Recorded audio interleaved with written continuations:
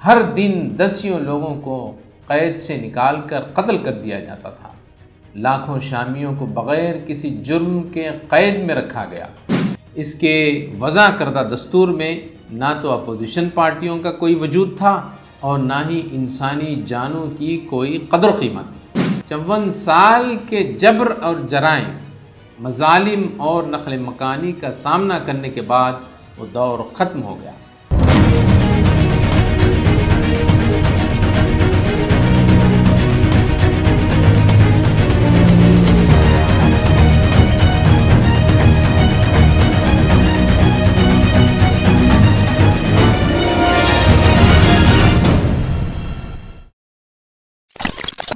ناظرین، آپ دیکھ رہے ہیں ویوز آن نیوز۔ بالآخر شام میں اسد خاندان کے تقریباً 54 سالہ آمرانہ دور کا خاتمہ ہو گیا۔ بلا شبہ اس دور کو ظلم و استبداد کے دور سے تعبیر کیا جا سکتا ہے۔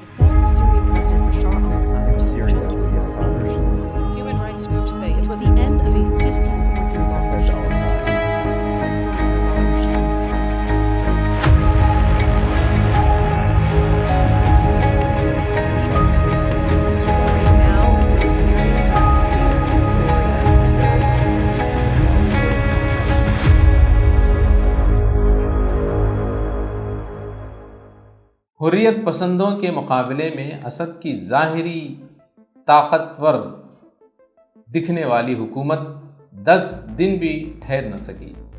جیسے ہی ڈکٹیٹر کے دھڑن تختہ ہو گیا، اسی کے ساتھ ہی 2011 سے جاری خانہ جنگی کا بھی خاتمہ ہو گیا۔ دمشق کی سڑکوں پر لوگوں کا جشن قابل دید ہے۔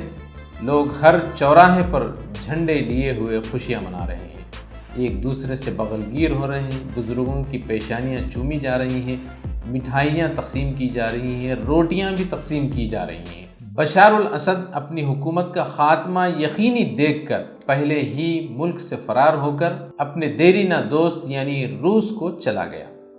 حریت پسندوں کے اتحاد نے اتوار کو شام کے سرکاری اداروں پر قبضہ کرتے ہوئے شام کی آزادی کا اعلان کر دیا اور ساتھ ہی جیلوں سے قیدیوں کی رہائی کا بھی اعلان کر دیا۔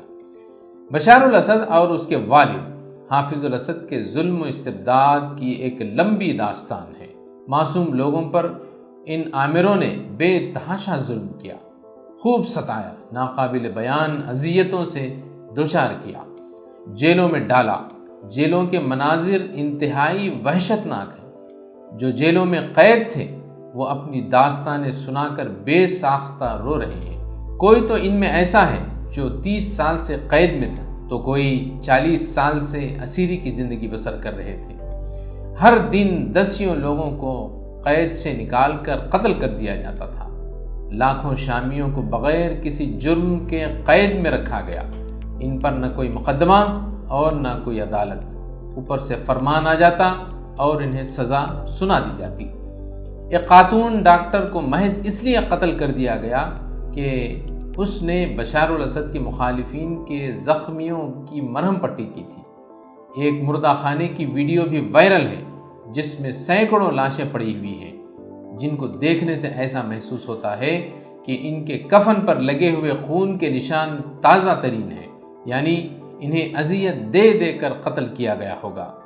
شام کی مختصر تاریخ یہ ہے کہ قومیت کے اعتبار سے شام میں 90% عرب آباد ہیں، 9% کرد اور 1% دیگر اقوام۔ شام کی 87% آبادی مسلمانوں پر مشتمل ہے۔ ان میں 74% سنی، 13% اہل تشیع جو علوی نصیری فرقے سے تعلق رکھتے ہیں، 10% عیسائی اور 3% دروز فرقے کے لوگ یہاں پر بستے ہیں۔ پہلی جنگ عظیم 1920 کے بعد موجودہ شام دنیا کے نقشے پر وجود میں آیا اور لیگ آف نیشنز کا ممبر بنا۔ مختصر عرصے کے لیے ہاشمی خاندان کے زیر اثر کنگڈم آف سیریا وجود میں آئی۔ سلطان الاطرش اس کا بادشاہ بنا، لیکن چند ماہ ہی گزرے تھے کہ فرانس نے اس پر قبضہ کر لیا۔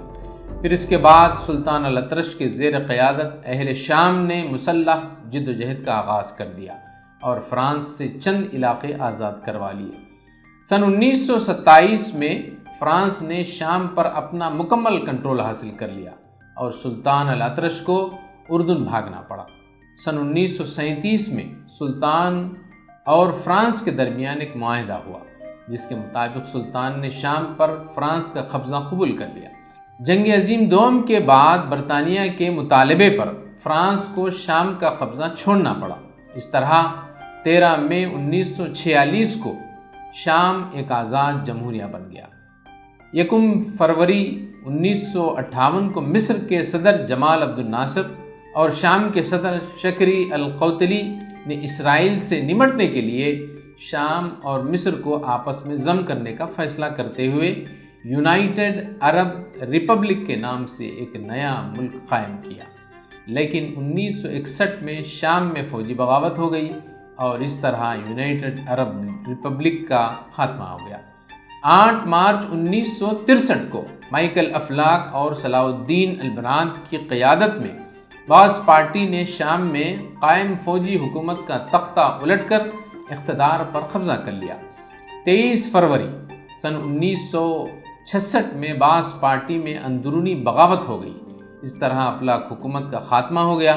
پھر نومبر 1970 میں حافظ الاسد نے بغاوت کر کے اقتدار پر قبضہ کر لیا۔ اس طرح شام میں آمریت کے ایک طویل دور کا آغاز ہو گیا۔ 1950 سے 1960 کے دورانیے میں شام میں خانہ جنگی ہوتی رہی۔ جیسے ہی حافظ الاسد نے بغاوت کے ذریعے اقتدار حاصل کیا، اپنے ہزاروں مخالفین کو بے رحمی سے موت کے گھاٹ اتارنا شروع کر دیا۔ وہ اختلاف رائے رکھنے والی ہر آواز کا گلا گھونٹ دیتا، ہر مخالف تحریک کو بزور طاقت کچل دیتا۔ اس نے جبر کا ایک ایسا نظام تشکیل دیا تھا کہ اس میں اختلاف رائے کی کوئی گنجائش باقی نہیں رہی تھی۔ اس کے وضع کردہ دستور میں نہ تو اپوزیشن پارٹیوں کا کوئی وجود تھا اور نہ ہی انسانی جانوں کی کوئی قدر و قیمت۔ اس کے دور حکومت میں کوئی آزاد میڈیا تھا اور نہ ہی کوئی آزاد صحافی۔ اس نے یہ حکم جاری کیا تھا کہ اسے المقدس کے لقب سے پکارا جائے۔ سن 2000 میں جب اس کی موت ہوئی تو اس کے بیٹے بشار الاسد نے اقتدار سنبھالا۔ اس کا دور حکومت حافظ الاسد کا کنٹینیو پارٹ تھا، بلکہ یہ کہا جائے تو بیجا نہ ہوگا کہ بشار الاسد کا دور آمریت کا ایک بدترین نمونہ تھا۔ جہاں بھی اس کے خلاف آواز اٹھتی اسے کچل دیا جاتا، جس علاقے میں اس کے خلاف نعرے بلند ہوتے اس علاقے پر بمباری کر دیتا۔ اس نے اپنے مخالفین پر تقریباً 140 سے زائد مرتبہ کیمیائی ہتھیاروں سے حملہ کروایا، جس کے نتیجے میں سینکڑوں ہی نہیں بلکہ لاکھوں شہری ہلاک ہو گئے۔ اس نے اپنے دور اقتدار میں سینکڑوں قید خانے بھی تعمیر کروائے تھے۔ اطلاعات کے مطابق اب تک تقریباً 1.5 لاکھ افراد کو ان قید خانوں سے رہا کروایا گیا ہے۔ ان قید خانوں میں اتنی اذیتیں دی جاتی تھیں کہ جس کی وجہ سے قیدی اپنا نام تک یاد نہیں رکھ پاتے تھے۔ یہاں قیدیوں کو ان کے ناموں کے بجائے نمبروں سے پکارا جاتا تھا، ان کا کوئی ریکارڈ نہیں رکھا جاتا۔ ہم نے اب تک امریکہ کی گوانتانامو بے جیل، عراق کی ابو غریب جیل، افغانستان کی بگرام جیل کے بارے میں اور اس میں ہونے والی بربریت کے بارے میں سنا تھا، لیکن بشار الاسد کے قید خانوں میں قیدیوں کے ساتھ پیش آنے والے وحشیانہ سلوک کی داستانیں ان سب سے ہیبت ناک ہیں۔ ایسا وحشیانہ سلوک شاید چنگیز خان کے دور میں بھی نہیں ہوتا ہوگا۔ دمشق کے قریب ایک جیل ہے، یعنی 30 کلومیٹر کے قریب سید نایا نامی ایک جیل ہے، جس میں صرف سیاسی رہنماؤں کو ہی قید کیا جاتا تھا۔ اس میں سیاسی رہنما زندہ تو جاتے تھے لیکن وہ کبھی واپس نہیں آتے۔ 2017 میں اسی جیل کو ایمنسٹی انٹرنیشنل نے انسانی مذبح خانہ یعنی سلاٹر ہاؤس قرار دیا تھا۔ بہرحال بشار الاسد کے مظالم کی ایک لمبی داستان ہے، لیکن بالآخر اس سفاک عامر کے دور کا بھی خاتمہ ہو گیا۔ لہٰذا دمشق پر قبضے کے بعد حریت پسند رہنماؤں نے بشار الاسد کی حکومت کا تختہ الٹا ہے، ایک بیان جاری کیا ہے۔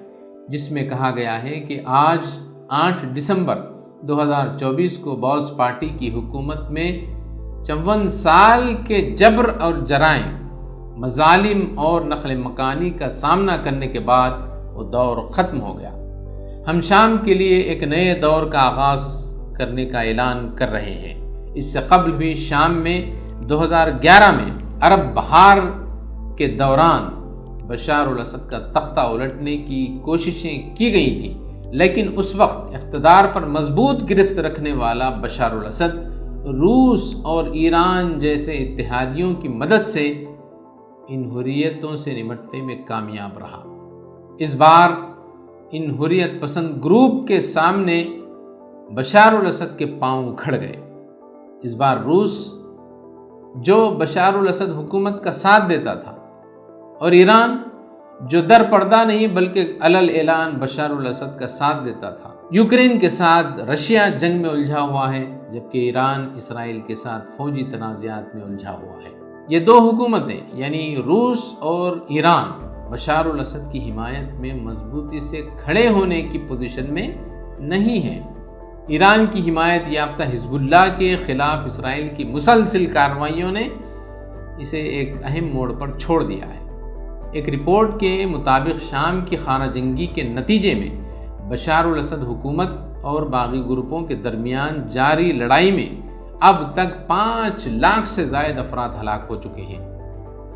وہیں اقوام متحدہ کے مطابق شام میں خانہ جنگی کے باعث اب تک کم از کم 12 ملین سے زائد شامی بے گھر ہو چکے ہیں، جن میں تقریباً 5.5 ملین افراد نے شام سے ہجرت کی یعنی نقل مکانی کی ہے، وہ ملک چھوڑ کر چلے گئے ہیں، اور 6.8 ملین یعنی 6.8 ملین افراد اندرونی طور پر یعنی شام ہی کے اندر کسی اور مقام پر منتقل ہوئے ہیں۔ اقوام متحدہ کے مطابق شام کی تعمیر نو پر $400 بلین سے زیادہ کی لاگت ہوگی، جس کے لیے بین الاقوامی تعاون درکار ہوگا۔ اس پورے علاقے کا استحکام شام کی اقتصادی بحالی پر منحصر ہے۔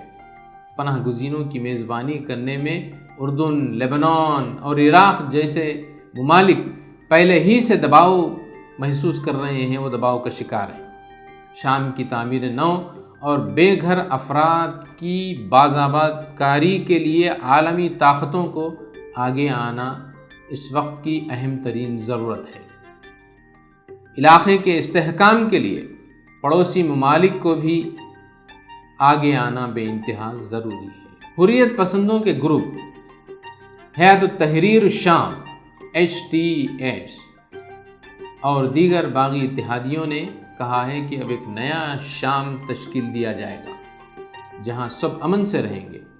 باغیوں نے ایک عبوری حکومت بھی تشکیل دے دی ہے۔ شام میں اس انقلاب کے روح رواں ابو محمد الگولانی کو کہا جا رہا ہے۔ ان کو الگولانی گولان پہاڑیوں کی نسبت سے کہا جاتا ہے۔ شام میں عوامی انقلاب کے سامنے بشار الاسد کا دھڑن تختہ الٹ گیا۔ اب ضرورت اس بات کی ہے کہ عالمی طاقتیں اس کو سہارا دیں اور شامی عوام کو اپنی پسند کی حکومت قائم کرنے میں مدد کریں۔ اقوام متحدہ کو خاص طور پر اس معاملے میں اہم رول ادا کرنا ہوگا۔ ناظرین، فی الحال اتنا ہی، پھر ہوگی ملاقات کسی نئے موضوع کے ساتھ۔ زعیم الدین احمد کو اجازت دیں۔